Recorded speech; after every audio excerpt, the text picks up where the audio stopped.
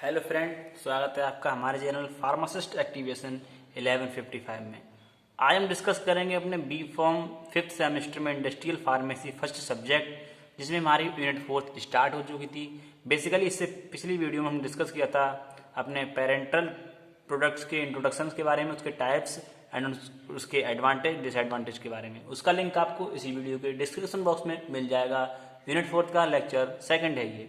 तो इसमें हम आज टॉपिक डिस्कस करेंगे वो है essential requirement for formulation of parentals, यानी कि जो हम पेरेंटल प्रिपरेशन बनाते हैं, पेरेंटल प्रोडक्ट को बनाते हैं, तो उसको फॉर्मुलेशन करते समय हमारे लिए किन किन इसेंशियल क्या क्या इसेंशियल रिक्वायरमेंट होती है, उसके बारे में हम ध्यान रखते हैं। तो उसके बारे में हम डिस्कस करेंगे। इस टॉपिक को बहुत ही आसान तरीके से समझने की कोशिश करेंगे। हमारा नाम है शीलेंद्र सिंह। आप लोगों से हमारी रिक्वेस्ट है, प्लीज़ आप हमारे चैनल को सब्सक्राइब करें, अपने दोस्तों के साथ शेयर करें, वीडियो पसंद आए तो प्लीज़ लाइक करें। चलिए टॉपिक स्टार्ट करते हैं। इसेंशियल रिक्वायरमेंट यानी कि हमारे लिए कुछ जरूरी रिक्वायरमेंट होती हैं फॉर फॉर्मुलेशंस ऑफ पेरेंटल्स, यानी कि फॉर्मुलेशंस ऑफ पेरेंटल्स जब हम बनाते हैं तो उसके लिए हमारे लिए कुछ इसेंशियल रिक्वायरमेंट होती हैं, जरूरी होती हैं, जो कि जरूरी बातें या जरूरी चीज़ें। तो दी फैक्टर टू बी कंसिडर्ड, और ये जो है हमारी कई सारे फैक्टर से कंसीडर्स होती है। तो सबसे पहला हमारे इसमें फैक्टर है रूट ऑफ एडमिनिस्ट्रेशन, यानी कि जब हम अपने पेरेंटल प्रिपरेशन को रूट ऑफ एडमिनिस्ट्रेशन मतलब किस तरह रूट से देते हैं, तो उसके केसेस में उसका क्या फिनोमेना होता है। तो जो हमारी पेरेंटल्स होती हैं उन्हें हम एडमिनिस्टर करते हैं बाय डिफरेंट रूट से। सो नीड, जिसके लिए हमें आवश्यकता होती है स्पेशल रिक्वायरमेंट ऑन फॉर्मुलेशंस की, जो कि selection of a specific route से सिलेक्ट किया जाता है, is done on basis of type of parenteral dosage form. ठीक है, फॉर एग्जांपल इसके लिए जो है कई सारे एग्जांपल्स होते हैं, तो उनके बारे में हम बात करते हैं। तो एग्जांपल जैसे कि हमारा जो आईवी यानी कि इंट्रावेनस एडमिनिस्ट्रेशन होता है ऑफ सस्पेंशंस, इसके लिए जो है अवॉइड में ब्लॉक कैपिलरीज के लिए अवॉइड किया गया है, क्योंकि ये जो है हमारी जो कैपिलरीज होती हैं, ब्लड कैपिलरीज, उनके लिए ये ब्लॉक करता है। सो यूज फॉर सबक्यूटेनियस और इंट्रामस्कुलर रूट्स। सो इसलिए जो है यूज करते हैं हम अपने सबक्यूटेनियस एंड इंट्रामस्कुलर रूट्स के एडमिनिस्टर के लिए। ठीक है, और जो हमारा सबक्यूटेनियस इंजेक्शंस होता है are required to be isotonic to be avoid local irritations. और जो हमारा सबक्यूटेनियस इंजेक्शंस होता है यानी कि उसकी हमारे लिए जरूरत है टू बी आइसोटोनिक के लिए, जो कि अवॉइड लोकल इरिटेशंस, क्योंकि ये जो है लोकल इरिटेशंस कॉज करता है, इसके लिए जो है अवॉइड किया गया है। ठीक है, एंड इंजेक्शंस इसकी ये जो है इस केस में नहीं होना चाहिए। ठीक, and injections means for, injections का मतलब कि intra spinal, intrathecals and intra ocular, जो कि स्ट्रिक्टली रिक्वायर्ड होता है अपने आइसोटोनिक एंड अल्ट्रा प्योर के लिए। और जो हमारे इंट्रावेनसली जो रूट होता है वो बेस्ट होता है फॉर सॉल्यूशंस और माइक्रो इमल्सन इंजेक्शंस के लिए, यानी कि इंट्रावेनसली जो हमारा रूट होता है ड्रग ऑफ एडमिनिस्ट्रेशन का, वो सबसे बेस्ट है माइक्रो इमल्सन इंजेक्शंस के लिए और सॉल्यूशंस के लिए। तो इसमें हमारे एग्जाम्पल्स को भी कई प्रकार से मतलब कई सब कैटेगरीज हैं, जैसे कि इंट्रावेनसली जो हमारा इंजेक्शन होता है उसके लिए एडमिनिस्टर करते हैं थ्रू ल्यूमेंस ऑफ बेंस में। Drug administers are glucose, normal, saline, dopamine, antibiotic, barbiturates, ये जो है हम एडमिनिस्टर करते हैं, और डाइजिपम, एनास्थेटिक एक्सेट्रा। और हम इंट्रामस्कुलर हम कौन सी ड्रग एडमिनिस्टर करते हैं, तो वो है हमारी डेल्टॉइड, ग्लूटील और vastus muscles, volume not more than जिसका 10 ml हो।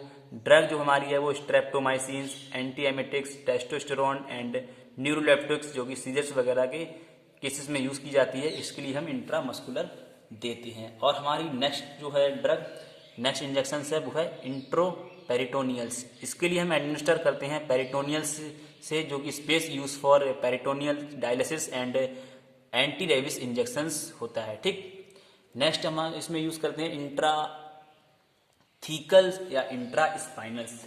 इसके लिए हम एडमिनिस्टर करते हैं into subarachnoid space of spinal cords में, जिसमें हमारी ड्रग होती है xylocaine injections, spinals, anaesthetic, antibiotics. और इंट्रामेडुलरी जो हमारी होती हैं उनके लिए हम एडमिनिस्टर करते हैं बोन मैरो में, ऑफ टीबिया में और स्टर्नम में। इसमें हम यूज करते हैं bone marrow transplantations and transfusions of blood in children, जिसके लिए हम बेसिकली बच्चों में यूज करते हैं। नेक्स्ट है हमारा सबक्यूटेनियस। इसके लिए हम इंजेक्ट करते हैं डायरेक्टली इनटू सबक्यूटेनियस में टिश्यू में अंडर द स्किन, जो कि स्किन के अंदर सबक्यूटेनियस टिश्यू होती है उसमें इंजेक्ट करते हैं, और local anaesthetic and insulin injections इसमें यूज किए जाते हैं।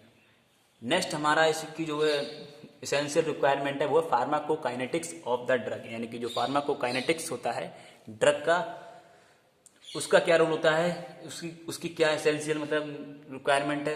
तो इस केस में फॉर्मुलेशन करने के लिए पेरेंटल को, तो उसमें हम इन बातों का ध्यान रखते हैं, जैसे कि जो हमारा द एडीएमई होता है, यानी कि एब्जॉर्प्शन, डिसइंटीग्रेशन, मेटाबॉलिज्म, एलिमिनेशंस, ये जो हमारा फार्माकोकाइनेटिक्स प्रोफाइल में आता है ऑफ ड्रग में, जो कि इन्फ्लुएंस करता है रूट ऑफ एडमिनिस्ट्रेशन के लिए and type of dosage form के लिए, डोज ऑफ ड्रग के लिए, यानी कि कितनी ड्रग की डोज देनी है उस पर, और डोज की क्या फ्रीक्वेंसी है उस पर ये अपना भाव देता है और अपना मतलब रोल रखता है। ठीक है, तो फार्माकोकाइनेटिक प्रोफाइल में इतना ही है। और हमारे लिए क्या मतलब इसेंशियल रिक्वायरमेंट नेक्स्ट है वो हमारी ड्रग सॉल्युबिलिटी, यानी कि हम इस चीज़ का भी ध्यान रखेंगे कि जो हमारी ड्रग है वो किस तरह से किस टाइप में मतलब सॉल्युबल है, उसकी क्या सॉल्युबिलिटी है। तो उस केस में इसका क्या मतलब फिनोमेना होता है, तो जो हमारी ड्रग होती है वो जिसमें इनसफिशिएंटली सॉल्युबल इन वाटर में होती है एट रिक्वायर्ड डोज की, ठीक है, जो कि मस्ट बी फॉर्मुलेटेड, इसके लिए जो है फॉर्मुलेट किया जाता है विद को solvent that either increase the solubility, और जिससे मेंटेन रहती है drug in soluble in form में। ठीक है, और फॉर्मुलेटेड इन डिस्पर्स डोसेज फॉर्म, इसके लिए जो फॉर्मुलेटेड किया जाता है डिस्पर्स डोसेज फॉर्म से। नेक्स्ट हम जो हमारे लिए ध्यान में रखनी चाहिए कि ड्रग की स्टेबिलिटी क्या है, यानी कि हम अपनी ड्रग को किस टाइप से मतलब फॉर्म करें और किस टाइप से रखें तो उसकी जो है वो हमारी स्टेबल रहेगी। तो उसके लिए भी हमारे लिए ज़रूरी होती है ध्यान रखने के लिए इस चीज़ का भी। तो जो हमारी स्टेबिलिटी ऑफ ड्रग होती है वो इज एन इम्पोर्टेंट फैक्टर है इन्फ्लुएंस, जो कि इन्फ्लुएंस करता है स्टोरेज कंडीशंस पर एंड फॉर्मुलेशंस कंपोनेंट्स पर एंड टाइप ऑफ कंटेनर्स, किस कंटेनर्स में हम इसका मतलब ड्रग को रख रहे हैं उस पर भी ये बेस करता है। तो जो हमारी ड्रग होती है वो डिग्रेडेशन एंड प्रॉब्लम्स, यानी कि वो खराब हो सकती है। फॉर्मुलेटेड एज फ्रीज, उसके लिए फ्रीज में नहीं रखा, dry and sterile free from micro organism की जगह पर ना रखा, या सॉलिड डोसेज फॉर्म। ठीक है, तो ये हमारी इस तरह से ड्रग की स्टेबिलिटी का फिनोमेना होता है। नेक्स्ट हमारे लिए जो ड्रग एक्सिपिएंट कंपैटिबिलिटी होती है उसका भी हम ध्यान रखते हैं, कुछ उसमें क्या मतलब गड़बड़ हो सकता है या किस तरह से हम उसका ध्यान रखते हैं। तो जो हमारी इनकम्पैटिबिलिटी होती है उसके बीच में ड्रग एक्सपिएंट होता है, जो कि इवेल्युएट करता है before their selection of drug को। ठीक है, जिससे हमारा क्या होता है इनकम्पैटिबिलिटी जो होती है lead to formulations of insoluble complex drug degradative reaction, जिससे जो हमारी insoluble complex drug degradative reactions form होती है।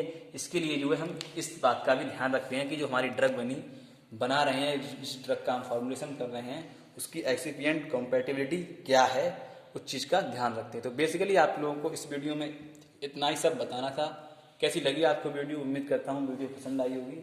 टॉपिक हमारा जो था वो हमने बता दिया, essential requirement of parental preparations, यानी कि हम अपने पेरेंटल प्रिपरेशन को फॉर्मुलेशन करते समय किन किन इसेंशियल रिक्वायरमेंट जो हमारी होती हैं उनका ध्यान रखते हैं, तो वो इस टॉपिक में हमने इस वीडियो में बताया। तो उम्मीद करता हूँ आपको वीडियो पसंद आई होगी। मिलते हैं जल्दी नेक्स्ट वीडियो में नेक्स्ट टॉपिक के साथ अकॉर्डिंग टू सिलेबस। तब तक के लिए गुड बाय, थैंक यू।